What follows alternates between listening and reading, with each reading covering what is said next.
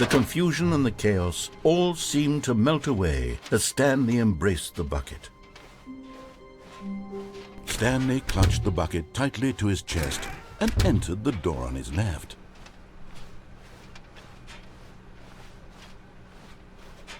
Still no one was here.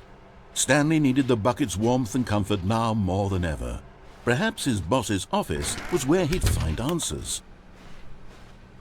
Coming to a staircase, Stanley and the bucket walked upstairs to the boss's office.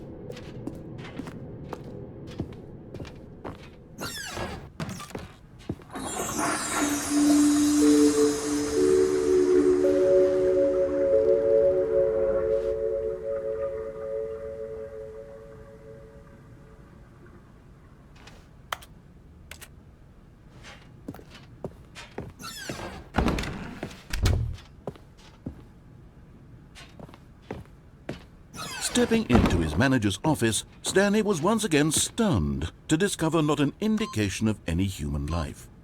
Crushed by the weight of this revelation, but Stanley guessed the correct code by sheer luck. Was it that the bucket knew all along? Was the bucket guiding him?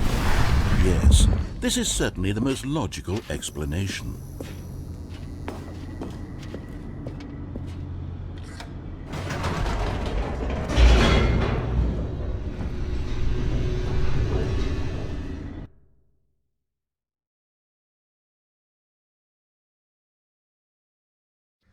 The elevator raced downward, plummeting towards an unknown fate.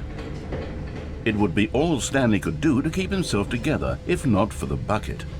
Soothing him, comforting him, reassuring that in this darkest moment of uncertainty, he would be all right. The bucket is here for you, Stanley. Everything will be fine.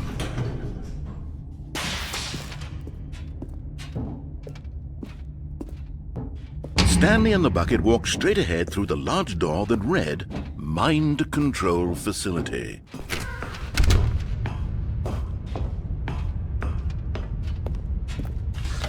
The lights rose on an enormous room packed with television screens.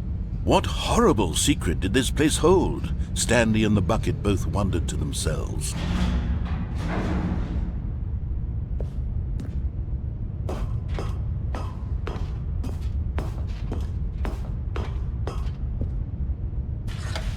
The monitors jumped to life, and Stanley nearly dropped the bucket in shock.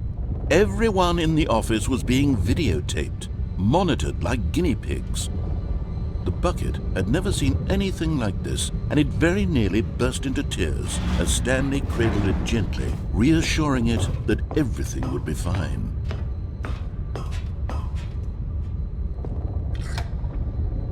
Was the bucket under the mind control facility's influence as well? Had the bucket been told to do things it didn't wish to do? What kinds of things does a bucket want to do or not want to do in the first place? These questions raced furiously in Stanley's feeble mind. No! He screamed into the bucket. He couldn't accept it. His own life in someone else's control, never! He squeezed the bucket tighter, his one friend in the entire world. At this point, he could trust no one except for the bucket. But here was the proof. The heart of the operation. Controls labeled with emotions, happy or sad or content. Walking, eating, working, all of it monitored and commanded from this very place. And as the cold reality of his past began to sink in, Stanley decided that this machinery would never again exert its terrible power over another human life. For he and the bucket would dismantle the controls for good. Two best friends, Stanley and the bucket, up against the world. They high-fived in a really cool way, and the bucket made a sassy comment about taking down the system.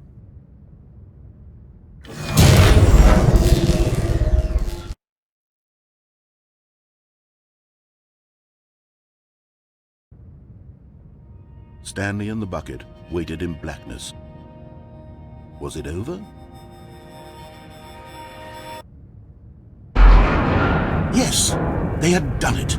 Stanley and the bucket had defeated their greatest and darkest enemy, freed themselves from the tyrannical grip of the evil mind control machine. Freedom was now mere moments away. Excitedly, the two of them began to discuss the kind of life they wanted to live once they stepped through this massive door. The bucket wanted to learn to roller skate. Stanley wanted to sneeze in every country on Earth. Both of them wanted to begin watching a movie, any movie, but then stop it halfway through and begin watching it in reverse from the end. True, it was a simple life they envisioned, but it was one they'd lived together, with one another to lean on, to trust, to support.